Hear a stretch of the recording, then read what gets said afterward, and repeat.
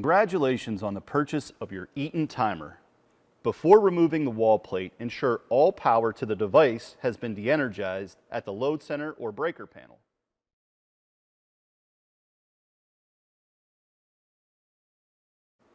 To remove and install a new faceplate from the color change kit, begin by inserting a flat head screwdriver to release the two clips on the front left side of the faceplate.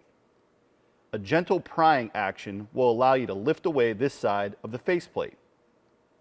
Next, flip to the right side of the device and repeat.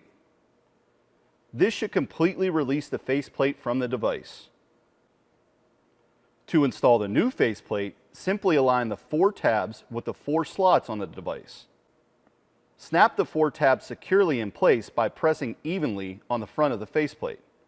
Now you can re-energize the device to ensure the faceplate is functioning correctly. For more information on these devices, please visit eaton.com/programmable timers.